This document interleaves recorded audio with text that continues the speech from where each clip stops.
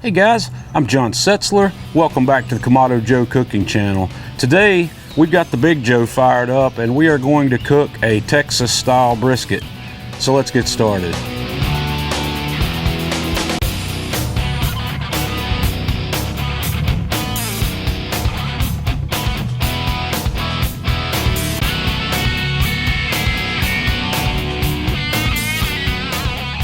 We're going to fire up the Big Joe today. I've got a full load of lump charcoal. I've got one of my Kamado Joe fire starter cubes in a well in the middle of this charcoal, and we're going to light that cube and we're going to let it burn here with the lid open for about 10 minutes.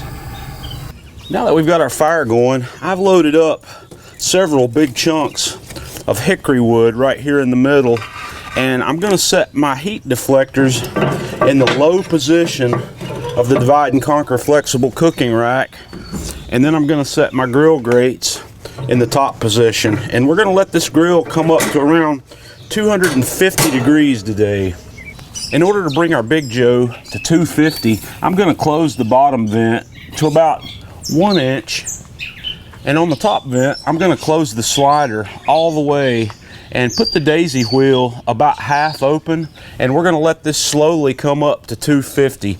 And if I need to increase the temperature, I'll open the daisy wheel, or if I need to close the temperature down some, I'll close the daisy wheel up a little more. So we're just going to let it stabilize around 250 while we get our meat ready.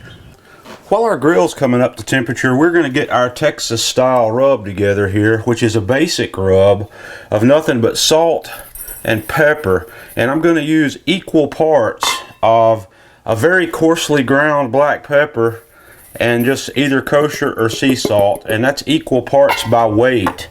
So I'm just going to mix that up, and that's going to become the rub that we use on this Texas style brisket. And the star of our show today is this 12-pound full packer brisket, and I have trimmed a majority of the fat from both sides of this, so we're not going to have a fat cap up or fat cap down situation. The fat cap's actually on the bottom side of this from what you see here, but we're going to take our rub and just put a liberal coat of that rub on both sides of this brisket. So once I get a good heavy coat of that rub on this brisket, we're going to let this brisket sit here on the counter for maybe 20 or 30 minutes like that while our grill comes up to temperature. Our grill's up to temp, so we're going to put this brisket on. I also came back here and decided to put a couple of drip pans underneath it. So we're going to set this guy right here on the middle of the grill, and we're going to cook it, like I said, around 250 degrees until this guy's done. I'm not sure exactly how long it's going to take, so we'll come back probably in 6 hours or so to have a look. So now we've got this big brisket on the grill. It's got a long way to go, so we got plenty of time to chill for a while. So you might ask, what is a Texas brisket?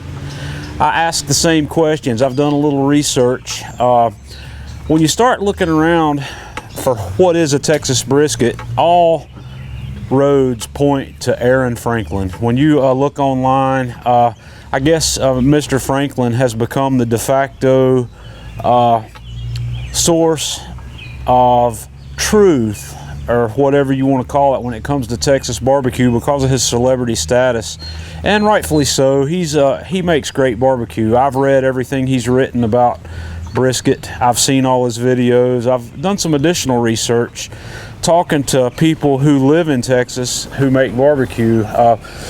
When you talk about Texas brisket in Texas, that's just barbecue. That's what they refer to as barbecue. Barbecue in Texas is brisket. Pork ribs, pork shoulder, they don't have as much weight in Texas as the brisket does. That's cattle country down there, so there's a lot of brisket being consumed in Texas. So what defines a Texas brisket tends to be how it's made.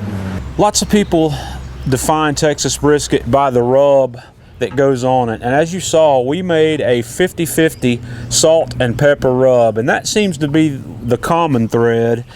Some places, or some people in Texas, like to add things to that rub. You might add some onion powder, you might add some garlic powder, you might add some paprika, but the common theme is salt and pepper, and that everybody seems to agree on that. So I just went with the basic salt and pepper rub on this. It's like you would put on a steak, but since this is such a huge cut of beef, we put a lot of salt and pepper on it. You don't sauce these very much, and if you do, it's a savory sauce that's probably got a little kick to it.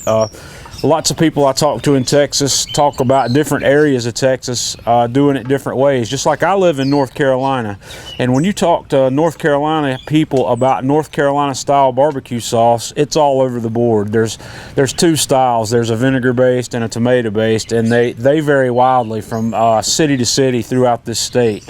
In Texas, their Texas style brisket varies like that as well. It's cooked differently. It's rubbed a little differently. It may or may not be sauced. It may be sauced differently. So there's a lot of variation here. So we're just sticking to the basics with the salt and pepper rub, and we're not going to sauce this either. So we'll have a look at that closer to time that the brisket's done. The other common thread in Texas is that post oak or oak is one of the most common smoking woods used to smoke a brisket. Mesquite is also popular in Texas, but it doesn't seem to be as popular as oak from all the people I spoke with. So you could use oak, you could use mesquite if you wanted this to be Texas. And another thing in Texas is the Kamado Grill is not as popular, so you're gonna have to consider that as well. In Texas, everybody's cooking on stick burners or offsets, you know, of various forms. I had one person tell me when I asked this question that I couldn't cook a Texas brisket on a Kamado, but this is how we roll. We got the Big Red, Big Joe fired up, and we're cooking a Texas style brisket. So don't listen to anybody that tells you you can't cook Texas brisket on a Kamado, because here we're doing it. So we're 3 hours into this cook, and like I said, we're not going to open the grill until we've been 6 hours in to have a look at it. So I'll see you in a couple more hours. Okay, we've been cruising along right at 6 hours here. So we're going to crack this open, have a look. It's looking pretty good. The bark's not set yet, and my internal temperature is, that's showing about 162 over there, and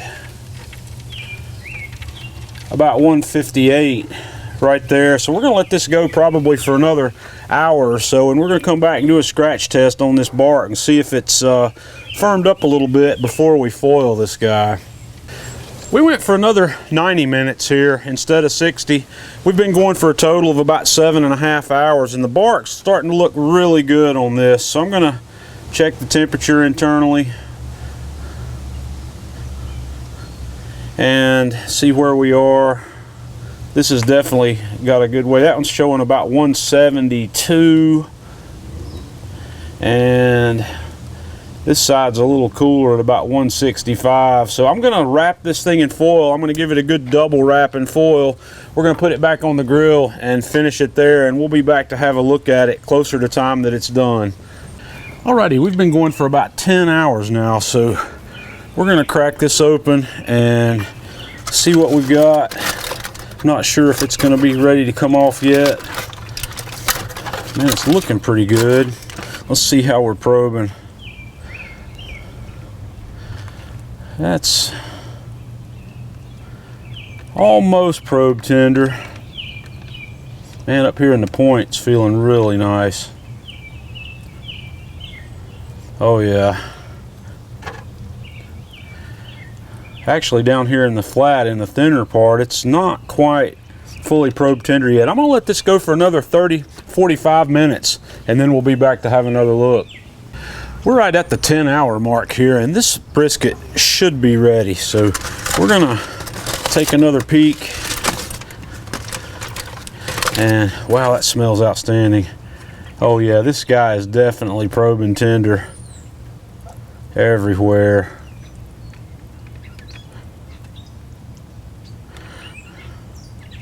Alrighty, our temperatures in here are ranging anywhere between about 200 and 208. So I'm going to take this off, and I'm going to let it cool for about 10 minutes, just sitting here like this, and then we're going to wrap it in foil. I'm going to rest it in my cooler for about an hour, and then we'll be back to slice it open. Okay guys, this is what we've got. We've got some really beautiful brisket here. Take a look at that. It's got a nice, let me tear a piece off of there. It's still pretty hot. It's got a nice bend to it, just like it should. Nice tear apart texture. So let's have a taste of this. Okay guys, we're gonna give this a taste test, see what we've got.